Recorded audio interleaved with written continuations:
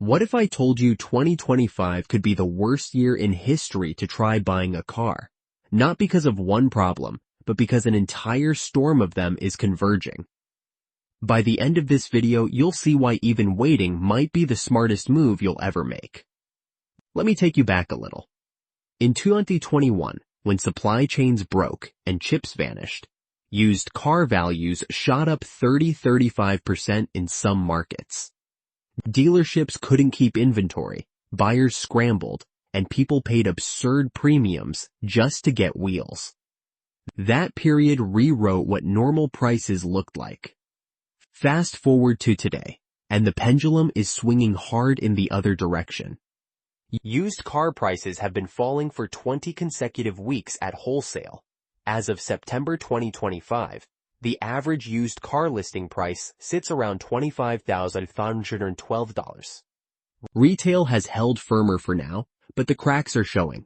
Now, most people would look at that and say, "Great, prices are dropping. I'll just wait a bit." But there's a catch. Other pressures are piling up behind the scenes, and they may make 2025 not the year of bargains, but the year of buyers trapped between rising costs, collapsing credit, and hidden risk. Let's talk about interest rates. In 2025, loan rates are not your friend. Experts expect that by year end, 5-year new car loan rates may average 7.0%, and 4-year used car loans could push towards 7.75%. When you're borrowing at nearly 8%, your monthly payment goes up fast. And that makes what looked like a good deal into a serious burden. In a world of thin margins, that extra 1-2 points virtually kills some purchases before they even begin. And what happens when a lot of buyers can't make payments? We're seeing the stress already. In Q1 2025, nearly 5% of auto loans were delinquent. Among subprime borrowers, 6.6% were at least 60 days past due in January 2025, a historic high. The overall 60-plus day delinquency rate recently peaked at 1.38%, even exceeding the 2009 Great Recession benchmark of 1.33%. Repossession rates, too, have begun creeping up. The Consumer Finance Protection Bureau's recent reports show that repossession assignments have climbed back above pre-pandemic levels. Imagine, you drive that bargain off the lot, but 12 months later, you could lose it, and still owe the remainder of the loan. That's not low price, that's risk. On the new car side, things aren't rosy either. In early 2025, there was a rush of buyers snapping up vehicles ahead of looming 25% tariffs on imported models. That pre-tariff panic front-loaded demand, but now many automakers are absorbing costs to remain competitive, a practice that won't last. Once those costs get passed on to consumers, MSRPs will edge upward, not down. CarEdge forecasts even suggest new car prices could fall 3-5% this year, but only if demand collapses sharply. And some markets are already cooling.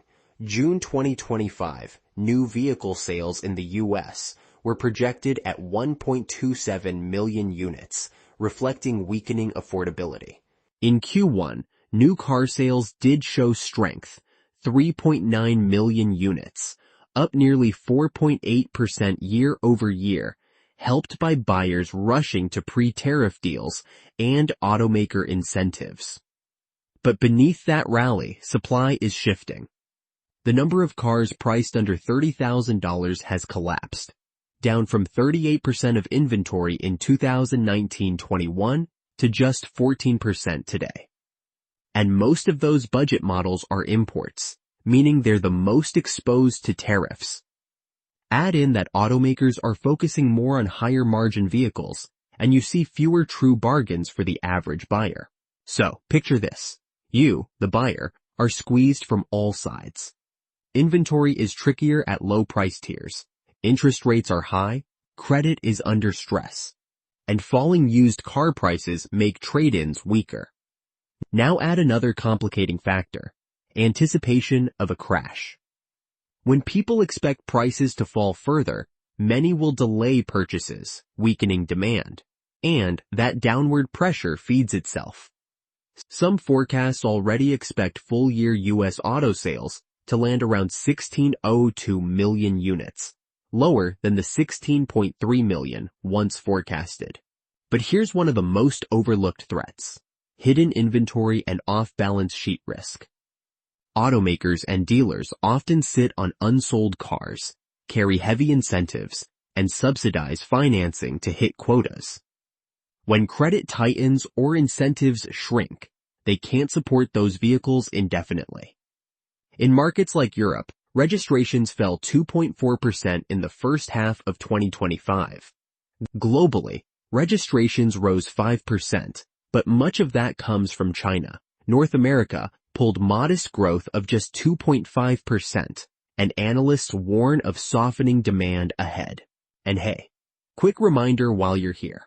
If you're into this kind of deep, honest analysis and want to stay ahead of the market, hit that subscribe button and drop a comment below. We read everyone.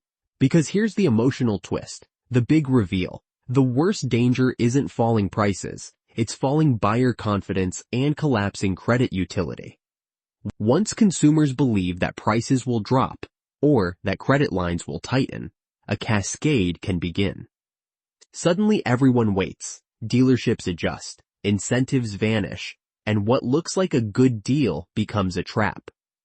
We're not just talking about a market correction, we're talking about a buyer's market turning into a buyer's prison. Let me put it another way.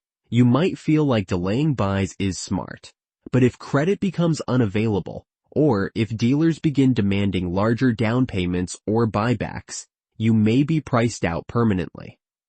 Even worse, if repossessions spike and used supply floods the market, values could collapse faster than many expect.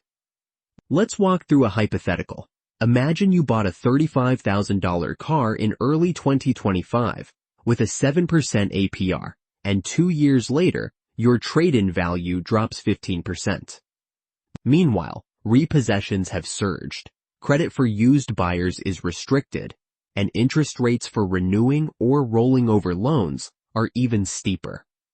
Your options narrow. That deal becomes a dead anchor.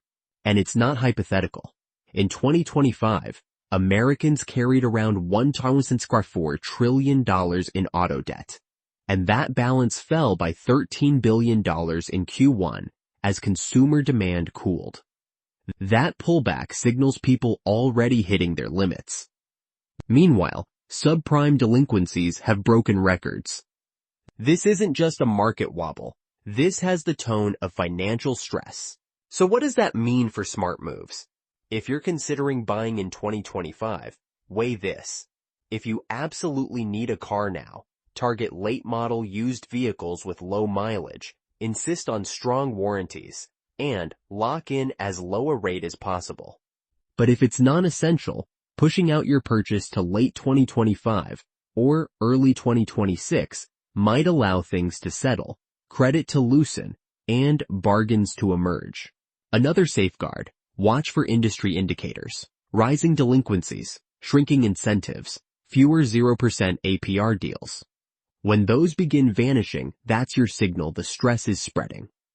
Also, watch for weak trades, inventory pileups, and aggressive discounting.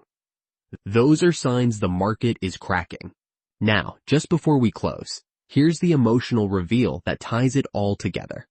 This isn't about cars, it's about financial trust. Car ownership has always been about freedom, mobility, opportunity. But when credit fails you, when the value collapses, when the risk outweighs the utility, the very thing meant to give you flexibility becomes burden. 2025 is shaping up to be a year where many will learn that lesson the hard way. So, here's what I want you to do.